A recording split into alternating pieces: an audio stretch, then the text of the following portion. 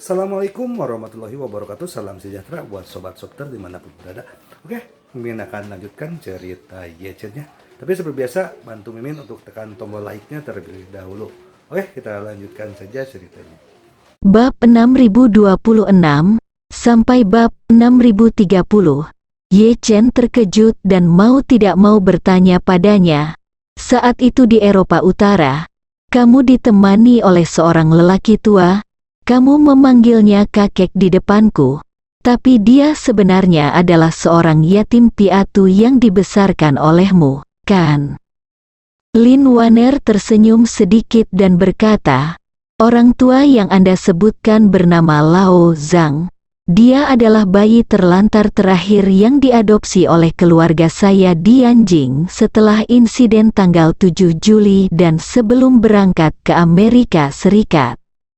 Setelah jeda, Lin Waner melanjutkan, sebenarnya, sebagian besar dari anak-anak ini, setelah mereka berusia 20-an, akan memantapkan diri dengan bantuan keluarga budak. Beberapa aset dikatakan dipercayakan kepada mereka untuk merawat mereka, tetapi sebenarnya itu setara dengan diberikan kepada mereka oleh keluarga budak. Itu adalah hadiah dari mereka. Dan dalam 200 tahun terakhir, saya tidak tahu berapa banyak kekayaan yang telah saya berikan. Hanya sejumlah kecil anak seperti Lao Zhang, yang memiliki hubungan mendalam dengan keluarga budak dan bersedia tinggal bersama keluarga budak, akan selalu diambil oleh keluarga budak.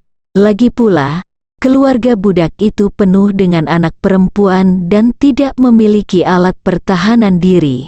Saat berlarian, mereka juga membutuhkan seseorang urus. Selain Lao Zhang, awalnya ada seorang gadis Amerika kelahiran tahun 1942 yang mengikuti keluarga saya, tetapi dia meninggal karena kanker beberapa tahun yang lalu. Pemilik rumah ini diadopsi oleh keluarga Nu sebelum insiden tanggal 7 Juli. Dia masih bayi saat itu. Belakangan, keluarga Nu membawanya ke Amerika Serikat. Dia diterima di Universitas Yale di Amerika Serikat. Setelah lulus, saya biarkan dia pergi Asia Tenggara, ambil alih beberapa industri saya di sana. Dia telah berhasil dengan baik selama bertahun-tahun dan menjadi orang terkaya di daerah itu. Cucu tua di Yanjing yang membantu keluarga budak mengetahui banyak informasi tentang tuan muda juga diadopsi oleh keluarga budak sebelum insiden tanggal 7 Juli. Sebelumnya, dia telah belajar di Amerika Serikat untuk studi lebih lanjut. Dia kembali pada tahun 1963 untuk membangun Ibu Pertiwi, dan dia berkembang dengan sangat baik di tahun-tahun berikutnya. Berbicara tentang ini, Lin Waner berhenti sebentar, lalu berkata, setelah keluarga budak datang ke Amerika Serikat, mereka juga mengadopsi beberapa anak yatim piatu di Amerika Serikat. Tetapi setelah berakhirnya Perang Dunia II, teknologi menjadi lebih dan lebih maju, dan kekuatan Po Qinghui menjadi semakin kuat. Saya lebih berhati-hati, dan telah melakukan perjalanan di beberapa negara pulau di Pasifik Selatan dan Samudra Hindia selama beberapa dekade. Tetapi saya tidak berani terus mengadopsinya. Beberapa tahun yang lalu, saya pergi ke Eropa Utara lagi, dan akhirnya bertemu dengan putra saya di Eropa Utara. Ye Chen diam-diam mendengarkan narasi Lin Waner, dan hatinya sudah dipenuhi kekacauan. Lin Waner mengecilkan pengalaman lebih dari 300 tahun, tetapi dalam pernyataan ini, saya tidak tahu berapa ribu mil perjalanan dan kesulitan yang disertakan. Dan saya tidak tahu berapa kali perubahan besar dalam dunia disertakan. Memikirkan tentang 300 tahun terakhirnya, pasti sangat bergelombang dan penuh kesengsaraan. Setelah Lin Waner selesai berbicara, melihat Ye Chen terdiam lama, Dia tersenyum dan bertanya, "Tuanmu, kamu tahu bahwa keluargaku telah hidup begitu lama. Apakah kamu iri?" Ye Chen memandangnya, menggelengkan kepalanya sedikit, dan berkata dari lubuk hatinya, "Aku tidak iri, dan bahkan sedikit tertekan." Tertekan, Lin Waner terkejut, dan tanpa sadar bertanya, "Apakah Tuan Muda merasa kasihan pada keluarga budakku?" "Iya." Ye Chen menatapnya dan sedikit mengangguk. Mata Lin Waner menjadi panas. Dia dengan cepat memalingkan wajahnya, dan berkata dengan senyum yang dipaksakan, "Apa yang begitu menyedihkan tentang keluargaku? Jika aku menceritakan kisah keluargaku kepada orang luar, aku tidak tahu berapa banyak orang yang akan melakukannya." Iri. Meski begitu, meskipun dia melihat ke langit-langit, air mata masih mengalir di pipinya tak terkendali. Lin Waner buru-buru menyeka air matanya. Air mata berlinang di matanya, tetapi dia tersenyum dan bertanya pada Ye Chen, "Ngomong-ngomong, mengapa kamu merasa kasihan pada tuanku?"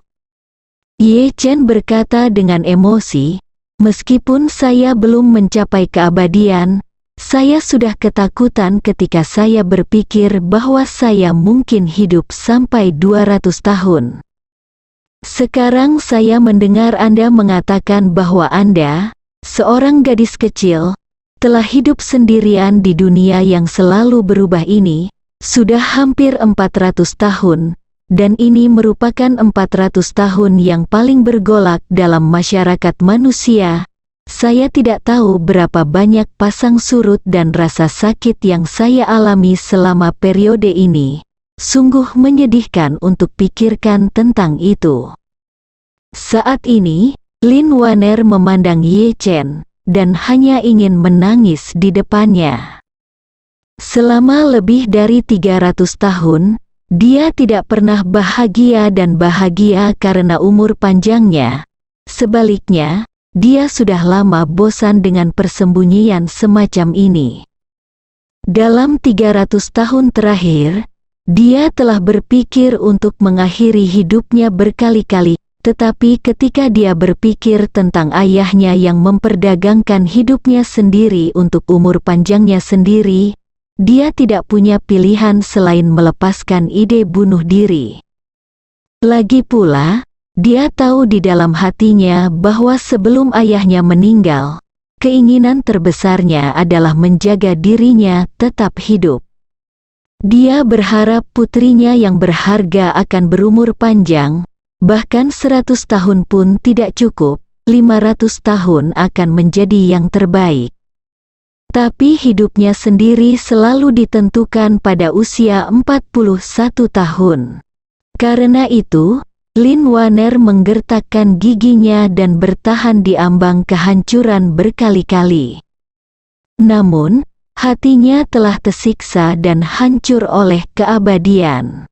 Ye Chen benar-benar merasa kasihan pada gadis kecil di depannya, meskipun usianya hampir 400 tahun. Pada saat ini, Lin Waner menghela nafas, dan berkata dengan mata merah, "Terima kasih, tuanku, atas cintamu." Setelah selesai berbicara, Lin Waner berkata lagi, "Keluarga budak telah menyelidiki masa lalu Tuan Muda, dan tahu bahwa Tuan Muda juga memiliki kebencian yang mendalam dengan Po King Hui. Jika Tuan Muda mau, mulai hari ini dan seterusnya, keluarga budak akan melakukan yang terbaik untuk membantu Tuan Muda membunuh Wu Feiyan. Pada saat itu, keluarga budak juga akan dapat mengakhiri 300 tahun kehidupan buronan ini dan menjalani kehidupan normal." Ye Chen sedikit mengangguk, dan berkata dengan tegas, "Nona Lin, jangan khawatir, Po King akan membunuh orang tuaku, dan berulang kali mencoba membunuh seluruh keluarga kakek nenekku. Aku pasti akan membiarkan Wu Feiyan membayar balas dendam ini." Setelah mengatakan itu, Ye Chen berkata dengan sedikit sedih. Hanya saja Wu Feiyan ini pasti sangat kuat. Jika tidak ada yang lain, maka ketika Su Changqing meledakkan dirinya, dia memarahi Tuan Inggris karena kejam.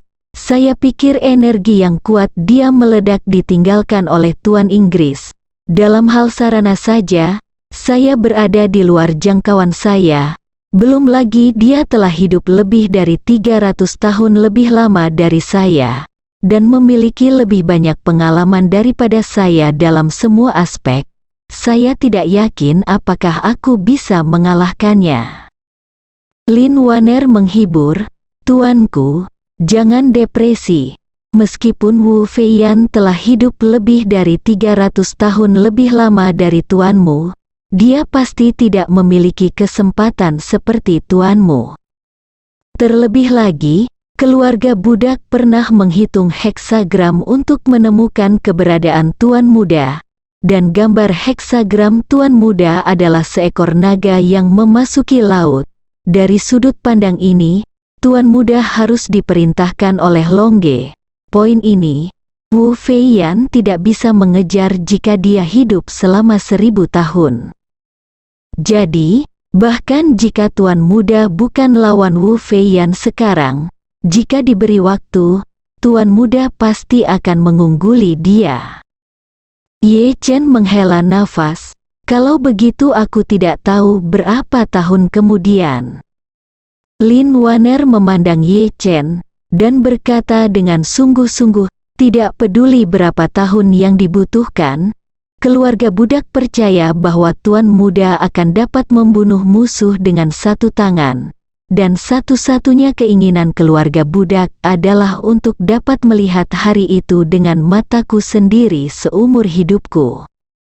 Ye Chen mengangkat tangan kanannya dengan susah payah, melihat cincin di jarinya, dan berkata dengan senyum mencela diri sendiri, jika Wu Feiyan tidak mendapatkan cincin ini, maka dia hanya memiliki waktu 100 tahun lagi untuk hidup. Jika aku tidak bisa membunuhnya, dia akan mati karena usia tua. Lin Waner tersenyum dan berkata, Tuanku, tidak perlu terlalu banyak tekanan. Tidak dapat diterima bagi Wu Feiyan untuk mati karena usia tua. Lagi pula, siapapun yang hidup paling lama adalah pemenang sebenarnya.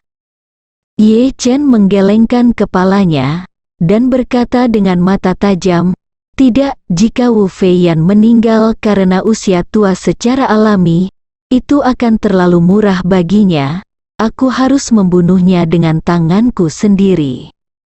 Ketika dia mengatakan itu, dia tiba-tiba teringat sesuatu, dan berkata, ngomong-ngomong, ketika Su Changqing baru saja meledakkan dirinya, saya melihat seorang wanita bersembunyi di dekatnya.